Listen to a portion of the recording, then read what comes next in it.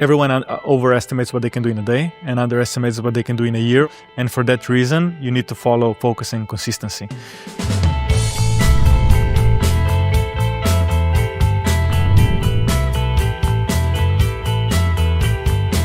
Miha, thank you so much for joining me today.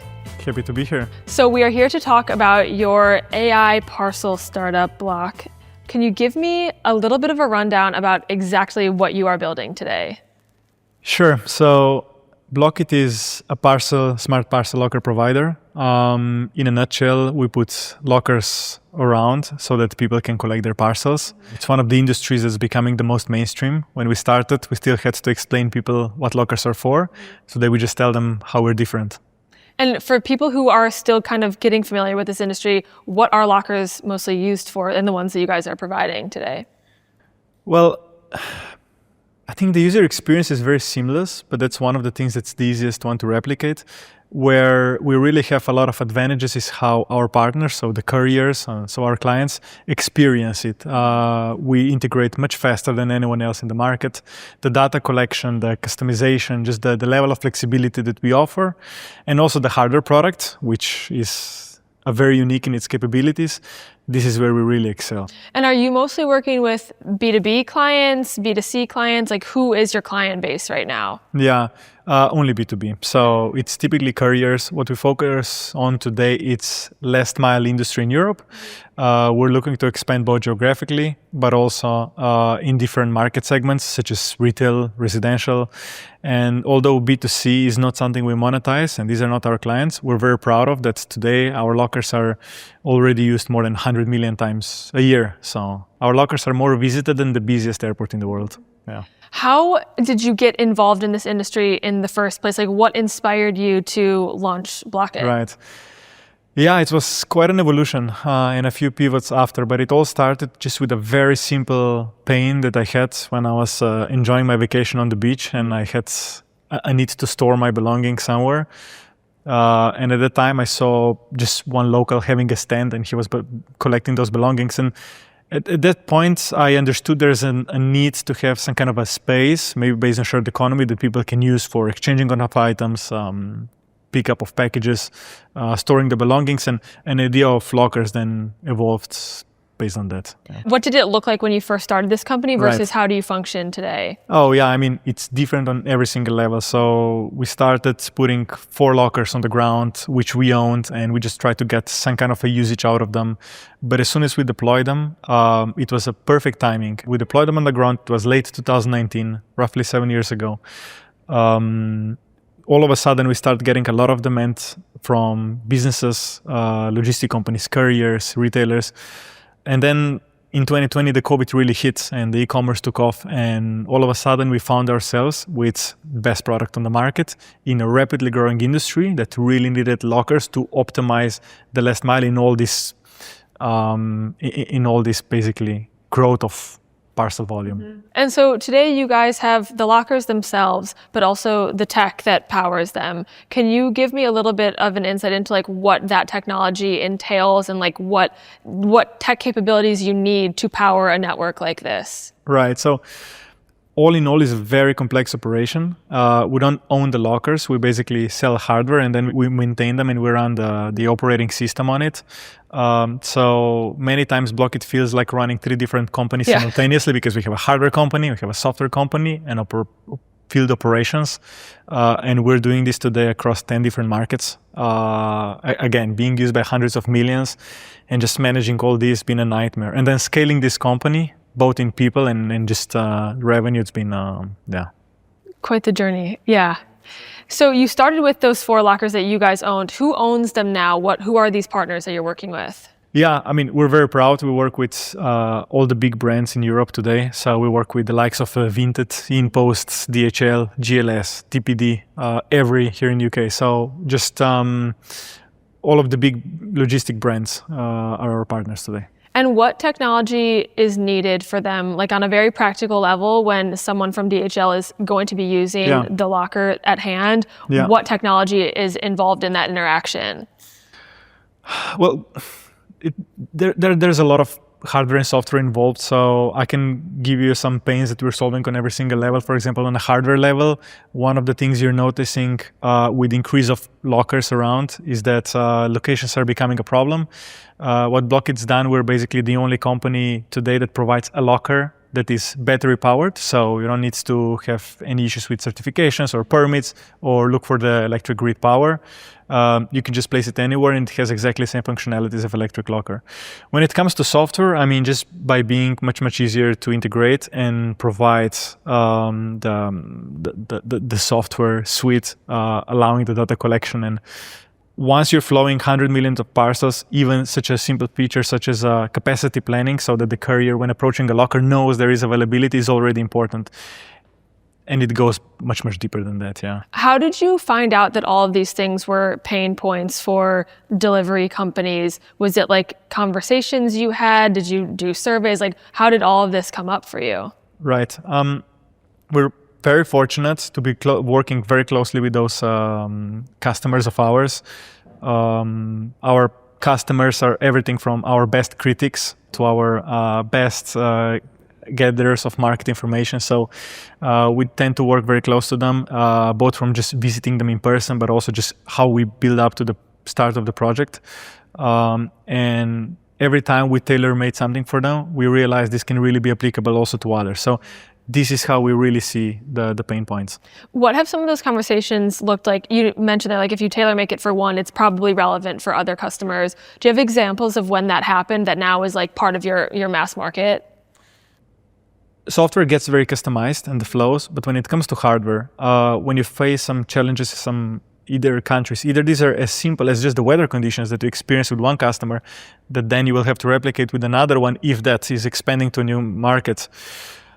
All these kind of things for sure, yeah. Or for example, one of the main things when it comes to our locker is of course the battery duration. So some customers, based on the different type of usage in certain markets, give us a lot of insights that then we can replicate. So, but in general, as we are providing a critical infrastructure to a lot of competitive brands between themselves, we are trying to put Chinese walls, and anything sensitive or anything, we're obliged to just keep it for them. So it's really when it comes to the core product that we're improving, rather than necessarily sharing. Yeah. They're good practices. Totally. You mentioned too that you're in 10 different markets today, correct? What are those markets? Where in the world are you existing right now? Yeah, we're focusing on Europe today.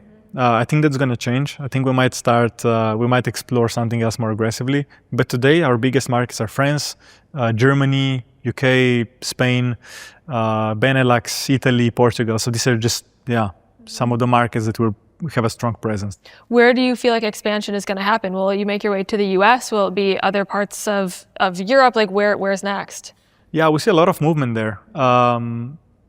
I would say that the locker industry, or just as a broader out-of-home industry, it's one of those where US is slightly lagging behind. I think US has this very strong convenience to deliveries to home. Yeah. I know that for couriers, this is very inefficient. I know that US has its own problem, which is a parcel theft. There's a lot of parcels being stolen every day, I think in millions. And I think lockers will solve that. We see couriers already softly announcing their entrance even from Europe. And I think it just takes one to do a very aggressive locker expansion there to kind of present this FOMO to everyone and to expand. So, and we want to be there when this FOMO happens. Mm-hmm. Yeah. And I totally agree. This is like not as popular in the US as it is in Europe. For US viewers or for people who are learning about your company, can you give me a run of like exactly how this works for consumers that ultimately are the ones receiving packages? What does that experience look like? Where I think recently in the UK, there's been research how long per week or per month a consumer wastes of time just waiting for the parcel, right? And a lot of times you're not home when the parcel arrives. So there's this inconvenience that we're definitely solving. And although in some areas using lockers seem inconvenient for a final user, it's only because the density is not there yet. Once we have lockers on every single corner, this is going to be a huge convenience for all the final users. But it's even more important for the couriers itself, right? I think they will be able to incentivize customers to use lockers just because for them, this is such an improvement in cost. Just imagine delivering 50 different parcels to 50 different houses instead of dropping 50 in one locker. Yeah, I mean, time efficiency, financial efficiency, and also there's a sustainability component to that as well. In the US, there's, if you're driving from house to house, that's, each driveway that you're driving or that the trucks have to drive is another, gas that you're using. Is that part of the conversation at all? Are people caring about that, or is it really mostly the convenience aspect? Well, it's mostly the convenience, but environmental sustainability has been a big topic a couple of years ago. And I remember a lot of researches were done on using the lockers and how you can optimize the CO2 emissions based on that, which is what you were saying, right? So it's definitely a component, but I feel like it's a little bit seasonal, right? Yeah. It gets the news or not, but it's definitely there. And almost like a byproduct of what you're already offering itself. It's always there. Yeah. Totally. In terms of raising money, what has your conversation with investors looked like? How are you thinking about this fundraising journey? Can you give me a little bit of an insight into that? Yeah, so Bloq.it has a strong hardware component, and that matters, right? In early stages, we struggled to raise. We've been first-time founders. We had to raise to make the product. It's been hardware, which comes with a lot of complexity, which I think that's the more complexity and the bigger the challenges building up the business, the better it is, right? The harder for someone else to catch up. But as we got traction and we've been growing, we've been doubling our revenue year over year. We've been close to 100 million in revenue last year. Now this is different, right? Now everyone can see the market potential. They can see our execution. So now raising it's bit easier. What else do you look for in investors besides the money aspect? Are there people that you've wanted to bring on the cap table, or people whose advice you've wanted? What else do you look for? I guess this depends a bit on the stage that we raised. I think in the past we were looking much more for an advisory role in the investor. Today we have a team of top talent, and they're all the best specialists on their field. So today what we look from an investor definitely is to be able to support us in the future rounds. So we're not looking for someone to just join us in this round. And as we're getting more and more ambitious, and consolidation is also part of the plan. So we might be looking to buy a company or something. We'd like an investor with this expertise, but also to be able to support financially. And then on the revenue side of things, what does the revenue model look like today? In the most simple terms, we sell a locker and we charge the operating system and the maintenance fee recurringly. And then, so when it comes to the DHL, for instance, or other delivery companies, who are they paying for any of this, or who is essentially paying? They are the clients, yeah. Okay. So basically, we try to make this infrastructure built for them as easy as possible.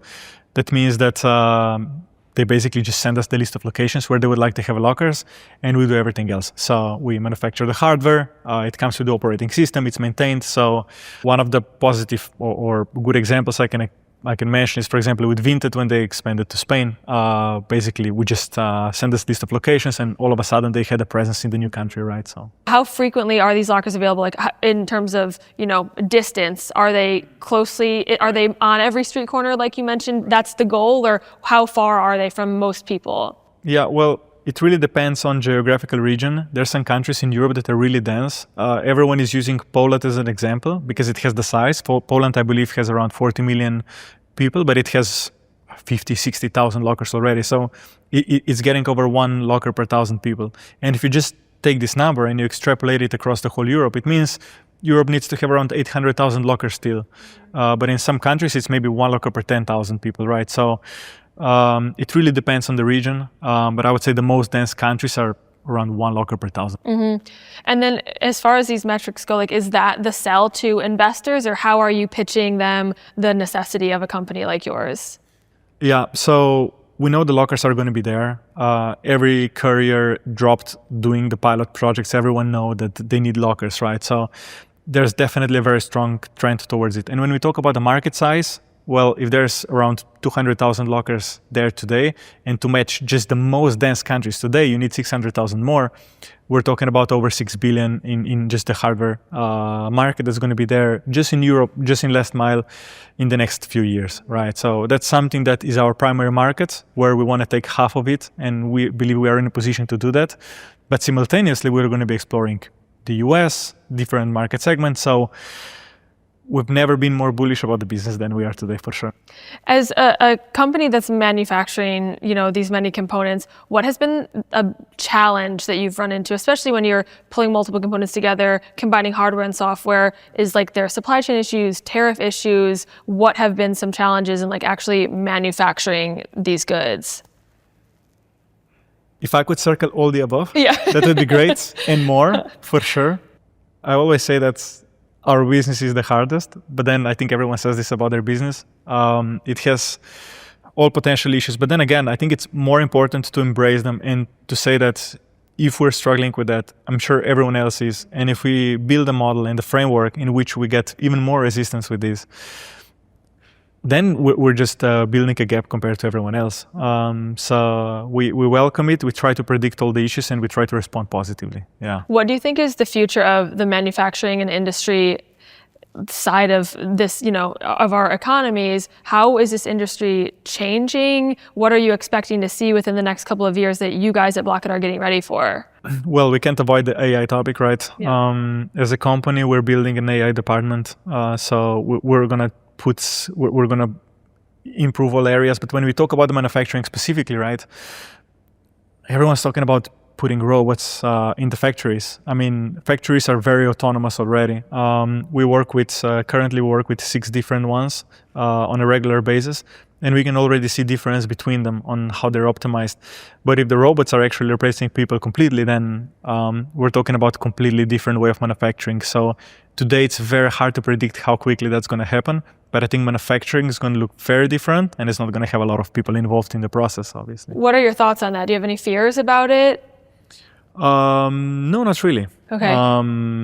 I think we're just going to be able to increase capacity massively. Everyone's going to benefit from it. And people today maybe working in a direct manufacturing process will be able to manage probably those processes much more efficiently. So people that will be there will be responsible for bigger capacity than they are today. Do you think it will cause jobs to be lost as more of these things are automated, especially in an industry like manufacturing where it is so labor intensive right now? Yeah. Where is this labor going to go if it is robots that are doing a lot of the work? Yeah, hard to say, right? People like to refer back to the internet era and some other eras when everyone said that people will lose jobs, but it seems like the employment's always been there. So I look positively at it. I think we'll be able to do much more, but with the same amount of people, not necessarily less. Mm-hmm. And then for Bloq.it specifically, what are you guys getting ready for in the next 6 months to 12 months out? What are you excited about? What are you working on? What's coming next? Right. Well, that's a very short period of time, I think. Although a lot's going to be done, we're looking at expansion. Last year, we've been really strengthening the organization for the next wave of expansion.